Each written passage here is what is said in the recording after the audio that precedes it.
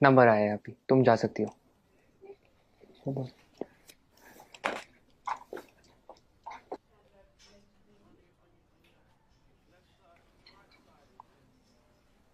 आप software engineer हो क्या? आप लोगों ने देश में कितनी तरक्की लाई है, सब कुछ कितना एडवांस हो गया है। थैंक्स। आप लोगों को देख के तो मैं एकदम हैरान हो जाता हूँ। आप कंप्यूटर में अंदर कुछ कोड करते हो और बाहर दुनिया बदल जाती है। इतना आसान नहीं है दोस्त, ये कुछ कोड का काम नहीं है, काफी मेहनत जाती है इसके पीछे।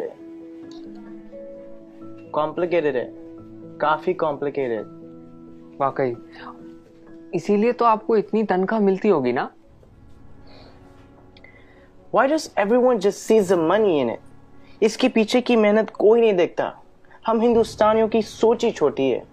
Just because मैं पूरा दिन एसी ऑफिस में होता हूँ और ऑब्वियसली मुझे पसीना तो आता ही नहीं होगा, राइट? आप लोगों को ताकत यूज करनी होती है, हमें दिमाग लगाना होता है। ये बाल सफेद ऐसे ही नहीं होते। Let me give you an example.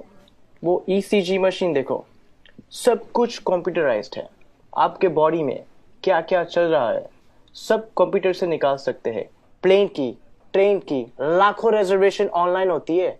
Bank के ट्रांजैक्शन सब एक सिंगल डेटाबेस में। Data integrity, locking, data security. कुछ आइडिया ये सब डिजाइन करना कितना कॉम्प्लिकेटेड है? और आप कह रहे कि कोडिंग करना आसान है। आप ये सब कोड करना जानते हो? पहले करता था, अब मैं प्रोजेक्ट मैनेजर हूँ, मेरी टीम सब करती है। ओह, तो अब काम आसान हो गया होगा। इस फील्ड में कुछ आसान नहीं है, जितना ऊपर जाओ उतनी ही रिस्पॉन्सिबिलिटी बढ़ती है, काम बढ़ता है, स्ट्रेस बढ़ता है। कोडिंग और डिजाइनिंग ये फिर भी आसान है, लेकिन अब मुझे पूरी टीम संभालनी पड़ती है। 10 लोगों को हर रोज जवाब देना होता है, क्वालिटी मेंटेन करनी होती है। 2 घंटे ईमेल ना चेक करूं तो लोग पैनिक करने लगते हैं। एक साइड से रिजल्ट का प्रेशर होता है और दूसरी साइड को कस्टमर को रिप्लाई करना होता है। रिक्वायरमेंट्स बदलती रहती है और यूजर्स को कुछ और चाहिए होता है, और आपका बॉस कभी सेटिस्फाइड नहीं रहता है। दोस्त, शायद तुम्हें पता नहीं है टेंशन और प्रेशर साथ में हैंडल करना कैसे होता है। मुझे पता है सर, टेंशन और प्रेशर दोनों साथ में हैंडल किया है। 6 साल पहले की बात है।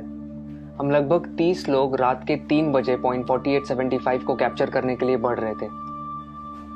दुश्मन ऊपर से फायरिंग कर रहा था। अगली गोली किसके नाम पे लिखी थी पता नहीं था। उजाले से पहले हमें वहां पहुंचना था। वक्त काफी कम था हमारे पास। होश तो तब आया जब अगले दिन हम चोटी पर तिरंगा लहरा रहे थे, और तब हम बचे 30 नहीं, 4 लोग थे। आप Subedar Sushant from 13 Jammu and Kashmir rifles on duty at P4875 in Kargil. मुझे बताया गया है कि मेरी टर्म पूरी हो गई है और अब मुझे सॉफ्ट असाइनमेंट का ऑप्शन दिया जाएगा। पर आप ही बताइए सर, काम आसान करने के लिए कोई अपनी ड्यूटी छोड़ सकता है क्या? उस दिन हमारा एक जवान दोस्त बर्फ में जख्मी पड़ा था। उस पर दुश्मन की गोलियां चल रही थी। हम सब बंकर के पीछे छुपे हुए थे।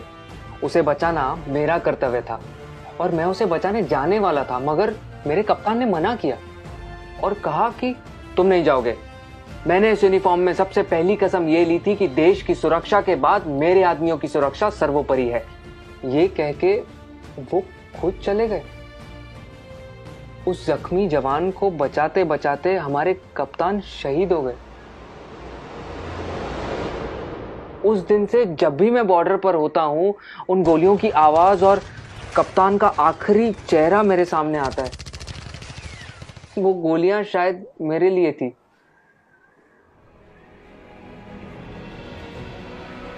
टेंशन और प्रेशर दोनों के साथ काम करना जानता हूं मैं। Sir, can you please go on? Yeah, sure. It was nice meeting you. Thank you for your service. जय हिंद।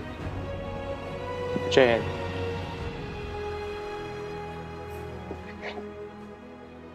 कभी खुद की जिंदगी से शिकवा होने लगे अगर, तो एक फौजी की जिंदगी के बारे में सोचना। खुद की हर मुश्किल आसान लगेगी।